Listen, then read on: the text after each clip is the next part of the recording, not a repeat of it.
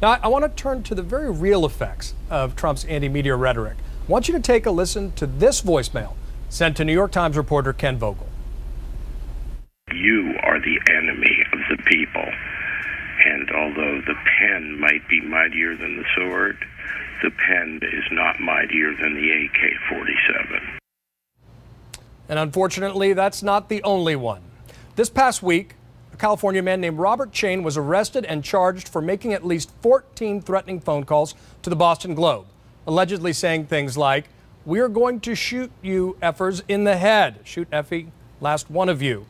And you're the enemy of the people, and we're going to kill every effing one of you. And as long as you keep attacking the president, the duly elected president of the United States, in the continuation of your treasonous and seditious acts, I will continue to threat, harass, and annoy the Boston Globe."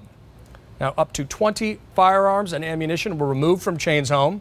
And this comes just 2 months after a crazed gunman killed 5 reporters and editors at the Capital Gazette in Annapolis, Maryland.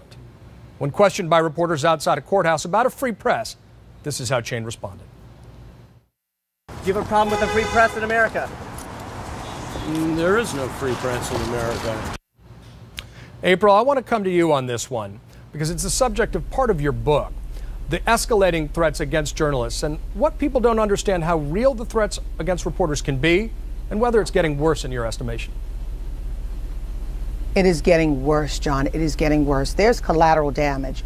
You know, it affects not only the reporter, but the people who are around the reporter. You know, I'm gonna say this, and I'm just gonna put it as simply as I can. I blame the president for this. Sarah Huckabee Sanders had a chance to pull back, saying that we're the enemy of the people. She didn't.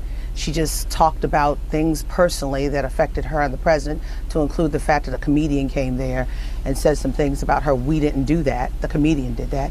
And the president, he's had a chance. I mean, the New York Times leaders or bosses came and talked to the president about this. So many people have talked to him. Even his own daughter has said that the press is not the enemy. This president has got to stop it. He realizes, he's keenly aware of what's going on and what's happening. You know, the death threats have got to stop.